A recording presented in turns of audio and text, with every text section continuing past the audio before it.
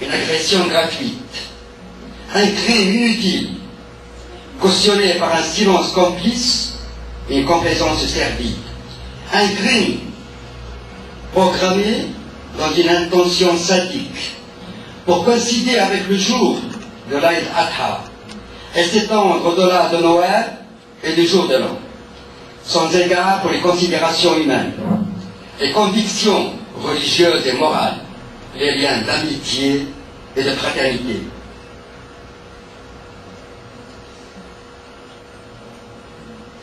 Les expulsés d'Algérie ont commis l'impardonnable erreur de rester en Algérie après le recouvrement de son indépendance le 16 juillet 1962.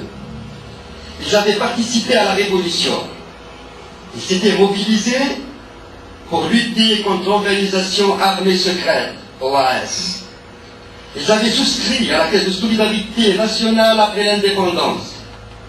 Ils pensaient sincèrement appartenir à ce pays qui les a dû naître et qui a dû naître leurs parents. Ils croyaient avec une douce naïveté à l'expression « le peuple marocain frère ».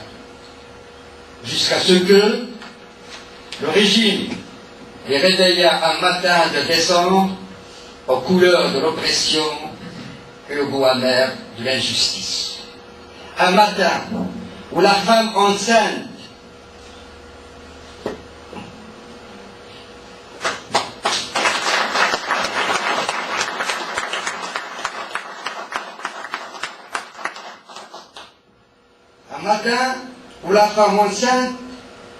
accouchait sous les bottes des militaires et le nourrisson étouffé sous leur arrogance. La veille, ils s'étaient endormis comme tout le monde, avec les joies et les soucis de la vie, pensant à leurs projets, leurs affaires, au travail de chaque jour pour le pain quotidien. Ils ne pouvaient savoir que leur destin se tissait pendant qu'ils dormaient et que désormais pour eux, le soleil ne se lèverait plus en Algérie. La vengeance d'État qui les égorgeait sans les tuer, qui les dépêchait comme le mouton de l'Aïd qui était encore accroché, était trop inhumaine pour être envisagée.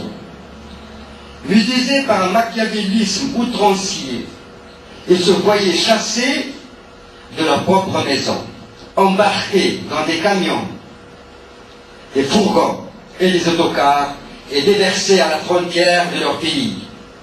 Victimes d'une colère aveugle et d'un dépit incommensurable, les mères de famille étaient arrachées à leur sommeil, les enfants à leur banc d'écoliers, les hommes raflés au travail et les malades expulsés, manu militari des hôpitaux. Nul n'était épargné, ni les vieillards perclus qui s'appuyaient sur leurs enfants, ni les femmes en couche encore traumatisées, ni les handicapés qui clopinaient. Les familles marocaines étaient anéanties, et les foyers dont l'un des époux était algérien étaient brisés et leurs enfants écartelés. La fureur qui s'abattait sur les populations civiles ne distinguait plus les Marocains des Algériens, comme si la soif de faire souffrir s'abreuvait de la diversité des victimes. Merci.